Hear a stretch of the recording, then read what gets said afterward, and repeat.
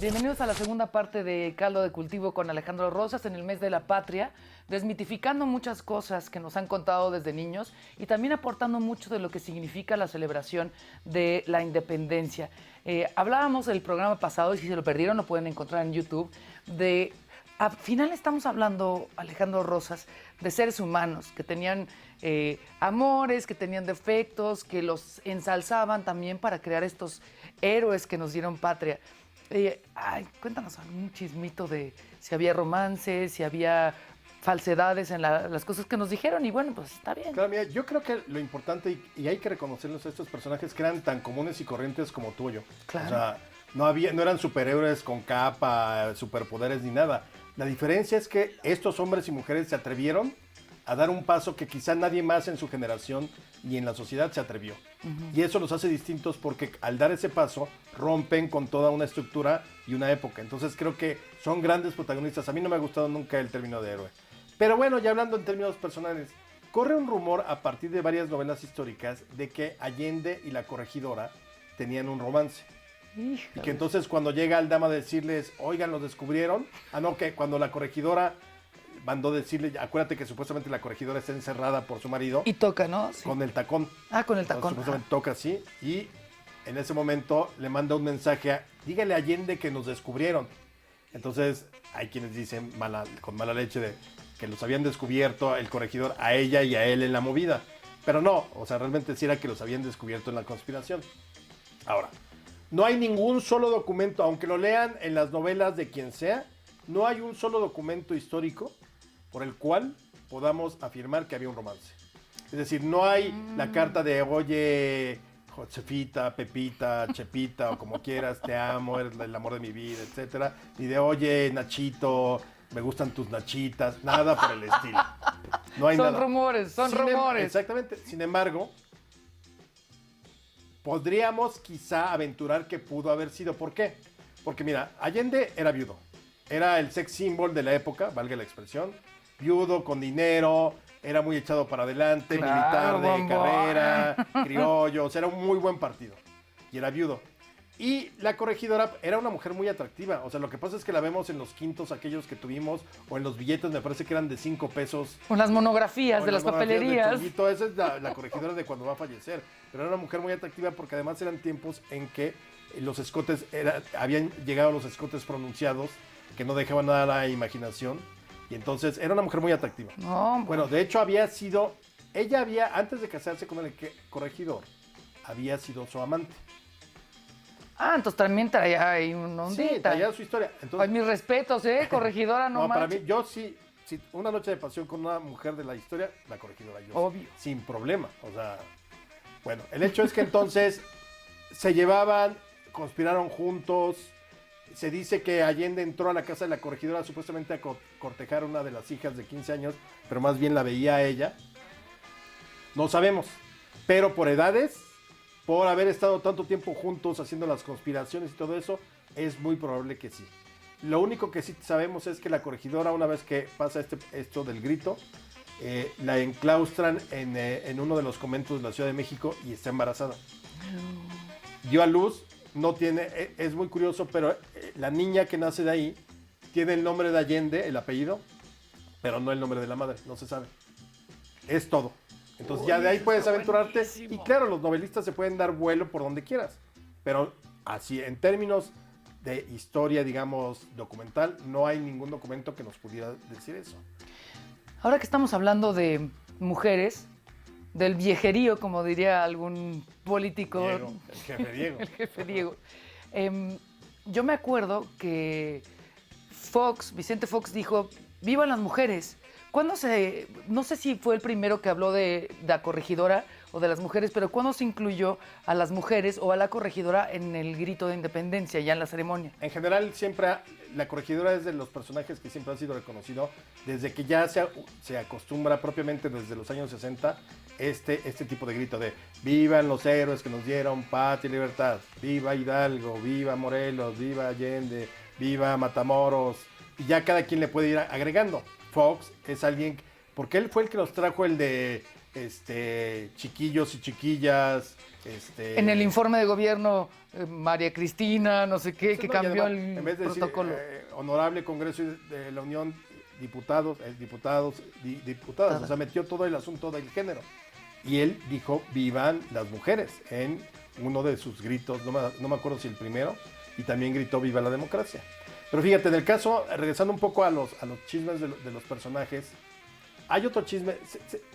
Esta película que salió en el Bicentenario sobre Hidalgo, que parece que él tenía una mujer distinta todos los días del año y que se acostaba con todas las mujeres, no hay tampoco manera de demostrarlo. Eso ya es imaginación un poco por el carácter de Hidalgo, que era un seductor, o sea, era un seductor en términos de la palabra, de la inteligencia, era una mente brillantísima, reconocida por su generación.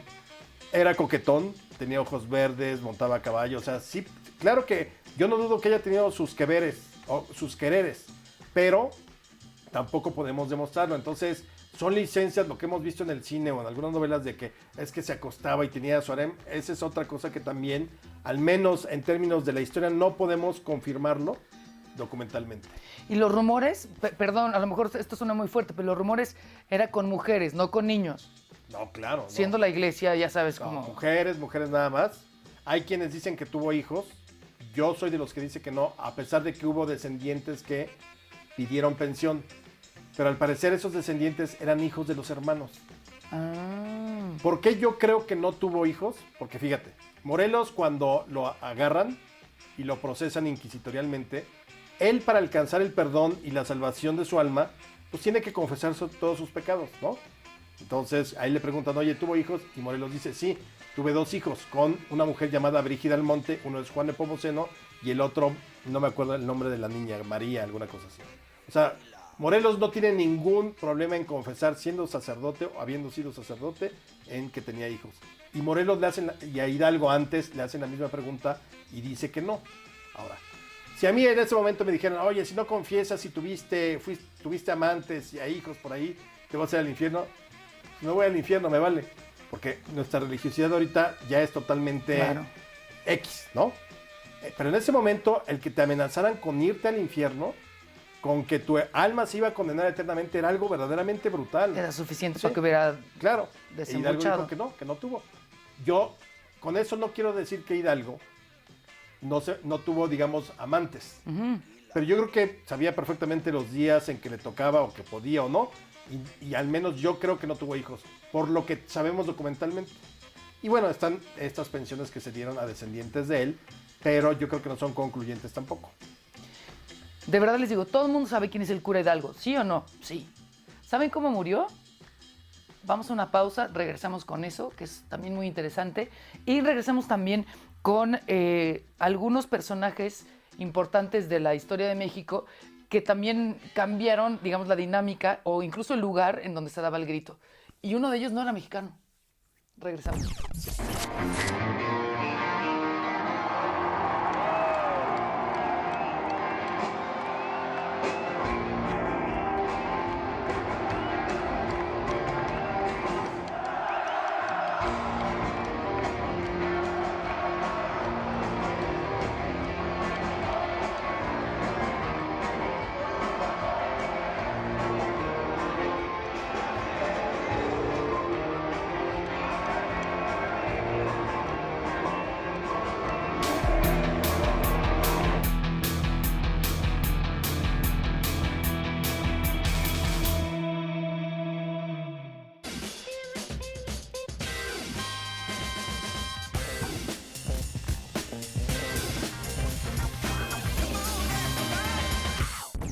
De alguna manera, yo he estado siempre presente aquí y lo sé por una razón bastante obvia, y es que en algunas cosas que he escrito, el tema era un tema mexicano, un poco más inventado que real, evidentemente, pero mexicano.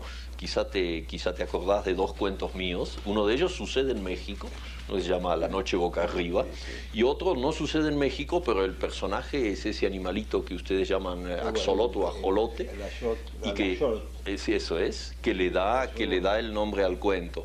Es decir, siempre ha habido una especie de fijación, un amor a distancia por México. Estamos de regreso en Caldo de Cultivo en el mes de la Patria en septiembre con la mejor persona que se me pudo haber ocurrido para invitar a este programa y hablarnos de todo lo que nos contaron en la primaria, que sabemos que necesitamos de estas figuras a las cuales aspirar o algunos ideales, que algunos inventados, otros no, pero bueno, conocemos como la punta del iceberg. El cura Hidalgo, ya nos contaste algunos de los chismarrajos. ¿Cómo muere el cura Hidalgo y por qué? Oye, nada más, ahorita le entramos eso, pero es que ahorita que seguramente hay gente que está con su pozolito, o que va a comer pozole, ¡Me inviten! o que le va a entrar al recalentado, lo que quieras. Dos datos. Uno, el pozole que nosotros comemos hoy, los aztecas lo preparaban con carne humana. ¡Ah, chinga! Para que ustedes lo piensen ahorita que se estén echando su ¡Provechito! pozolazo con trompa y cachete Y pierna. igualito, así con sus granos de maíz, con todo lo que lleva el pozole, pero Es en vez neta. de puerco o pollo, era carne humana. ¿Y era una virgen sacrificada? Era alguno de los sacrificados, no necesariamente. No, esto de las vírgenes es más bien como de la literatura y las leyendas. O sea, no era un rollo necesariamente, en el sacrificio humano azteca no era necesariamente una virgen. Podía ser un niño, un anciano, un prisionero, lleva. una mujer, de todo. Entonces ve tú a saber qué te estabas comiendo, ¿no?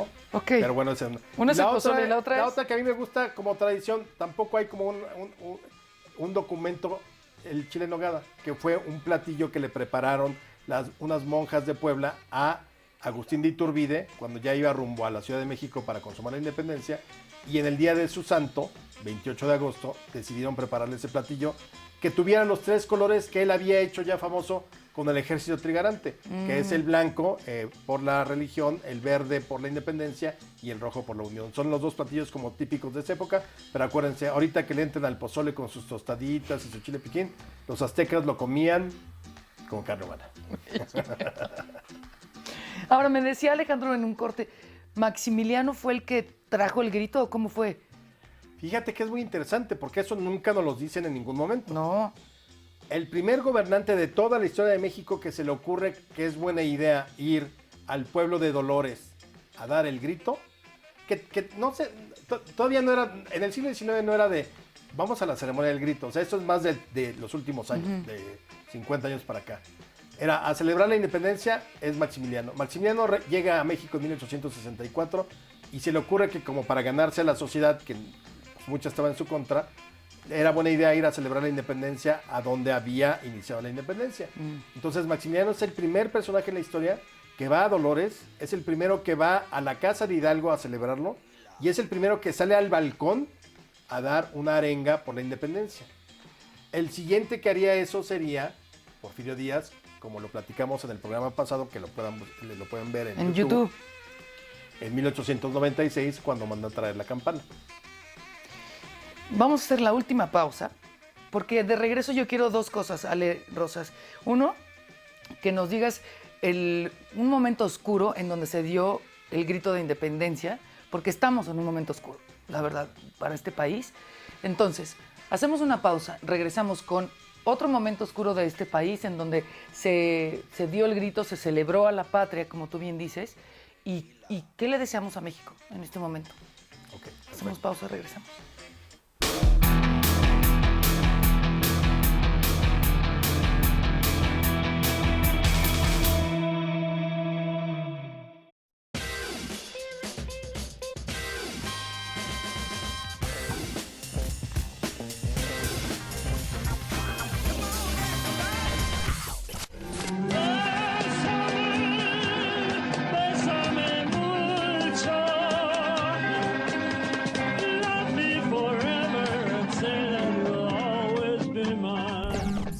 Oigan, pero nos quedamos con un pendiente. ¿Cómo murió Hidalgo?